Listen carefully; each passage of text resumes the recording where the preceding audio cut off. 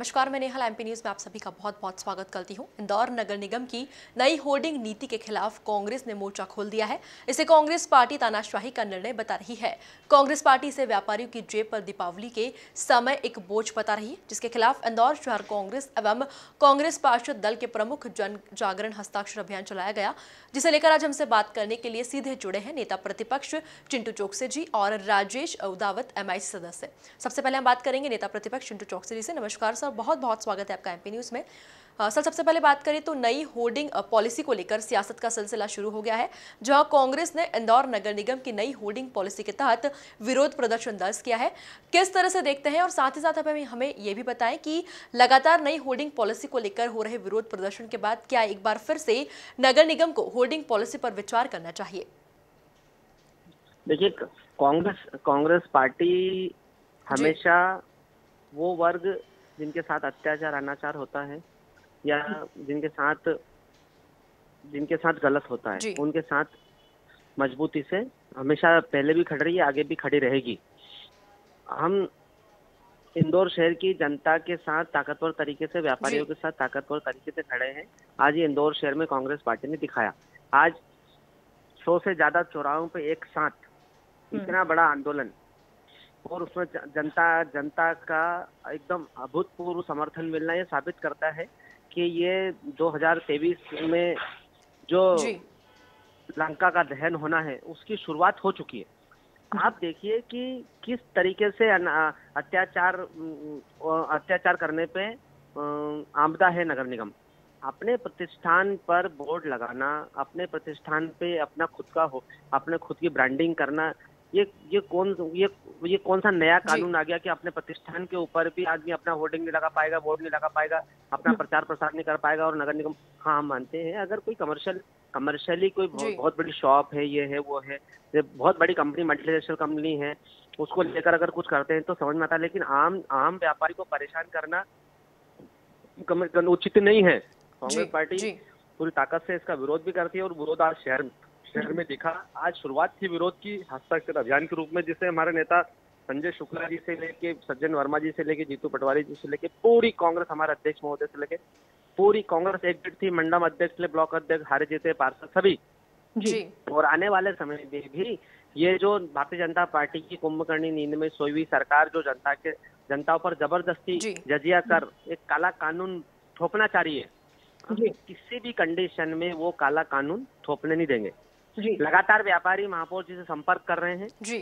लेकिन मेरा आपके माध्यम से व्यापारी भाइयों से भी बहुत विनम्रता से आग्रह है कि जिन लोगों ने काला कानून थोपा है, आप किसी भी पार्टी को सपोर्ट करते हो, आई डोंट नो, आप किसी भी दल को सपोर्ट करते हो, मुझे नहीं पता, लेकिन अगर अन्याय चाहे घर का करे चाहे बाहर का करे, वो आप बीजेपी को सपोर्ट करते हैं, कांग्रेस को सपोर्ट करते हैं, मुझे नहीं पता है, आप भाजपा को सपोर्ट करते हो, लेकिन अगर भारतीय जनता पार्टी वाला भी गलत करेगा और गलत को गलत नहीं बोलोगे तो वो दोबारा गलत करेगा। और आने वाले समय में कौन कौन से टैक्स लग जाएंगे उसकी हम कल्पना भी नहीं कर सकते।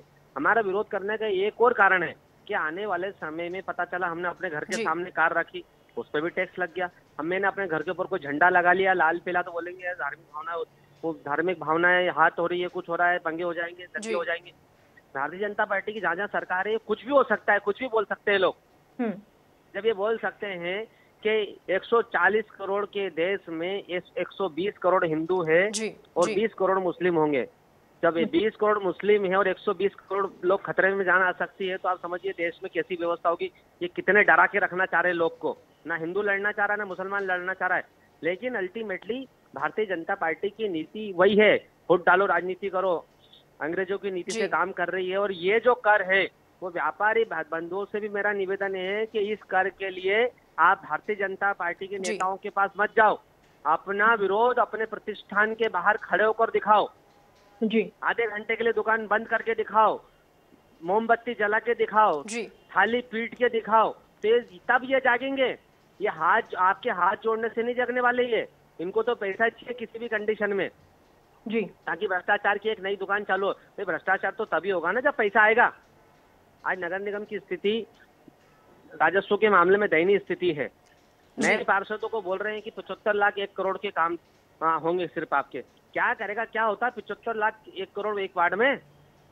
क्या स्थिति है? 4 सड़क नहीं बना पाएगा नया पार्षद अपने वार्ड में जी। तो हम लोग इस नई नीति का पुरजोर ताकत से विरोध करते हैं और जो करता धरता है उनसे निवेदन भी करते हैं कि जागो, जनता ने आपको मौका दिया है, यही जनता आपको उखाड़ के भी फेंक देगी। 100% 2023 में कमलनाथ जी मुख्यमंत्री बनेंगे, कांग्रेस की सरकार बनेगी और असलियत में लोकतंत्र की स्थापना होगी। ये लोकतंत्र को, जनता को, सबको मारना चाहते हैं चारों तरफ से। अन्याय अत्याचार का बोलबाला है। नगर निगम की गुंडागर्दी, दादागिरी चरम सीमा पे है त्योहार के टाइम भी। आज इस समय पे आप टैक्स या कर या कानून लेके आए हैं जब व्यापारी अपना व्यापार करना चाहता है। साल भर का व्यापार होता है, दिवाली का 1 महीने के अंदर आदमी 6-8 महीने का ढंग से धंधा कर लेता है। आज वो मेंटली हरास हो रहा है, अपना बिजनेस करे कि नेताओं के चक्कर काटे। जी तो बिल्कुल अन्याय अत्याचार है। हम लोग इसका पूरा विरोध करते हैं और पार्टी का हर वर्कर, हर नेता दृढ़ संकल्पित है। व्यापारियों के सुख दुख, अच्छे बुरे में उनके साथ खड़े होकर हम उनकी लड़ाई अंत तक लड़ेंगे, जब तक ये काला कानून राज्य सरकार वापस न ले ले या ये स्थानीय हमारे जो अधिकारी नेता लोग हैं वो इसको वहीं की वहीं स्टॉप कर दे कि भाई पहले भी आया था अध्यादेश और मालिनी गौड़ जी ने उसको कहीं भी लागू नहीं करा था और 5 साल किसी को दिक्कत नहीं। हम भी इनसे पुष्पमित्र भार्गव जी से भी आशा करते हैं कि वो भी शहर हित में निर्णय लेंगे और एक किसी भी प्रकार के कर को लेकर कोई दिक्कत नहीं आएगी शहर में। जी, बहुत बहुत शुक्रिया हमसे जुड़ने के लिए। अब हम बात करेंगे MIC सदस्य राजेश उदावत जी से। नमस्कार सर, बहुत बहुत स्वागत है आपका MP न्यूज़ में। सर, सबसे पहले बात करिए तो नई होर्डिंग पॉलिसी को लेकर सियासत का सिलसिला शुरू हो चुका है, जहां कांग्रेस ने इंदौर नगर निगम की नई होर्डिंग पॉलिसी के तहत विरोध प्रदर्शन दर्ज किया है। किस तरह से देखते हैं? कांग्रेस के मित्रों को पहले तो विषय को समझना चाहिए और उसके बाद फिर विरोध करना चाहिए। खाली विरोध करने के लिए विरोध करने को लेकर काम करना है, इसलिए कांग्रेस जो है पिछड़ती जा रही है। ये जो विज्ञापन की नीति है, इस विज्ञापन नीति में 3 फीट बाय जितनी भी लंबाई का कोई बोर्ड लगाता है स्वयं के दुकान का, उस पे किसी प्रकार का कोई टैक्स नहीं है, ना कोई विज्ञापन शुल्क है। लेकिन यदि आप किसी कंपनी का विज्ञापन बोर्ड लगाते हैं, मान लीजिए किसी टीवी कंपनी का है, किसी मोबाइल कंपनी का है या किसी और मल्टीनेशनल कंपनी का बोर्ड आप लगा रहे हैं, विज्ञापन लगा रहे हैं, उसमें सिर्फ आपका नाम, मान लीजिए इलेक्ट्रॉनिक्स की दुकान का नाम छोटा है और बाकी में किसी कंपनी का विज्ञापन, उस विज्ञापन के बोर्ड पे शुल्क लगेगा। उस पे किसी प्रकार की कोई आपत्ति किसी को होना नहीं चाहिए। जी सर, क्या लगता है कि लगातार नई होर्डिंग पॉलिसी को लेकर हो रहे विरोध प्रदर्शन के बाद क्या एक बार फिर से नगर निगम को होर्डिंग पॉलिसी पर विचार करना चाहिए?